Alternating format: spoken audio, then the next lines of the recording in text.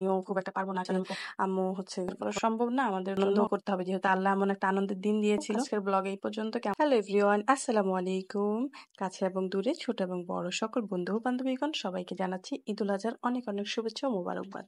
আমি আমার পরিবার-পরিজন নিয়ে আলহামদুলিল্লাহ ভালো আছি। আপনারা কেমন আছেন অবশ্যই জানাবেন। তো দেখতেই পাচ্ছেন আমাদের গরুটা হচ্ছে শুয়েছিল।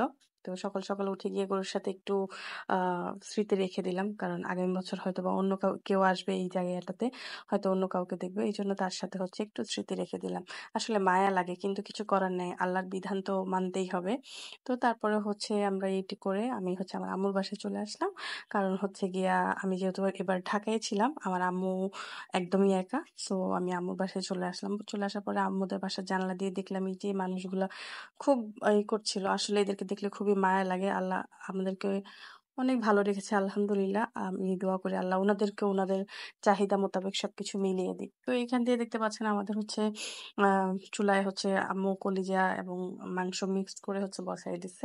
তো যাই হোক আসলে কোরবানি ঈদের যে ব্লগগুলা কিংবা ভিডিওগুলো সেভাবে আসলে নেওয়া যায় না। কারণ হচ্ছে আমরা মেয়েরা কিন্তু ঘরের কাজে ব্যস্ত থাকি, ছেলেরা থাকে বাহিরের কাজে ব্যস্ত। সো সেইভাবে কিন্তু ভিডিও ক্লিপ নেওয়া একদমই পসিবল হয় না। তারপরে টুকটাক যতটুকু সম্ভব হয়েছে আমি আপনাদের সাথে শেয়ার করার চেষ্টা করছি। তো যাই হোক আমি এখান থেকে রুটি সেঁকে নিলাম। তারপর হচ্ছে আম্মু হচ্ছে মানে কলিজা এবং গরুর মাংস একসাথে মিক্সড করে আম্মু সবসময় রান্না করে। এটা হচ্ছে আমার আম্মুর নিয়ম। মানে কলিজা এবং গরুর মাংস একসাথে ঈদের দিনই রান্না করে। এরপর আবার আরেক পার্ট রান্না করে। তো যাই হোক এখানে হচ্ছে আমাদের সবাই মিলে খেয়ে নিচ্ছিল। যে যার হাত খালি ছিল তখনই খেয়ে নিচ্ছিল। কারণ আসলে কুরবানি ঈদের দিনটায় হচ্ছে গিয়ে দুপুরে খুব যে আয়োজন করে বসে খেতে পারে তা কিন্তু না। এইজন্য হচ্ছে যখন যে ফ্রি হচ্ছে সেই খেয়ে নিচ্ছে। তো এখানে হচ্ছে এই যে দেখেন আমার গ্রামের চাচাতো ভাইটা আমার গ্রামের খালাতো ভাই মানে আমি ওকে চেতাচ্ছিলাম। ও হচ্ছে আমার খালাতো ভাই।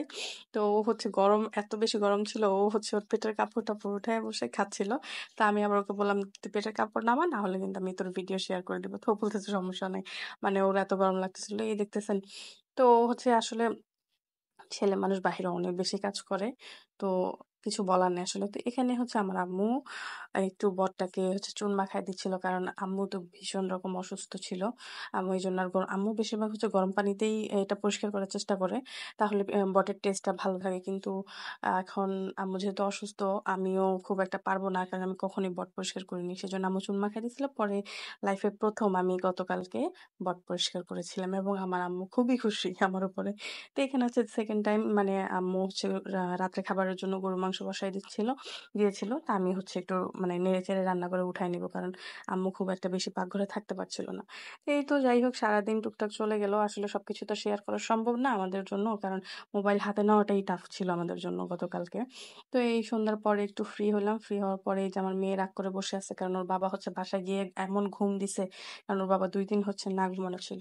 তো আমরা মা-মেয়ে এখানে হচ্ছে একটু ঢং-টং করছিলাম। কারণ ঈদের দিন বলে কথা একটু স্মৃতি রাখবো না, এটা কি হয়? তো এই যে আমরা মা-মেয়ে একটু ছবি-টবি উঠাচ্ছিলাম। কারণ ছবি উঠাইলে কি হবে? কোনো রেডি-সেডি নেই যা ঘরে যেইভাবে ছিলাম সেভাবে একটু স্মৃতি রাখার চেষ্টা করছিলাম আরকি। তো আমার মেয়ে এখানে একটু করছিল। আসলে কি এই যে পুরা ঈদটাতে আমি না শুধু আমার পুরা ফ্যামিলি একটা মানুষকে খুব বেশি মিস করেছি সেটা হচ্ছে আমার ছোট বোন। কারণ ওকে ছাড়া আমাদের এই ১ম কুরবানি ঈদ, একটা রমজান ঈদ গেল, একটা কুরবানি ঈদ গেল। মানে কি পরিমাণ মিস করেছি আসলে সেটা বলে বোঝাতে পারবো না। তো যাই হোক এখানে হচ্ছে তা আলিজার পাপা হচ্ছে সন্ধ্যার পরে রাতের ১০টার দিকে হচ্ছে বাসা থেকে আব্বুর বাসায় গেল। তো হচ্ছে এখানে বাবা মেয়ের ভালোবাসা চলতেছিল খুব।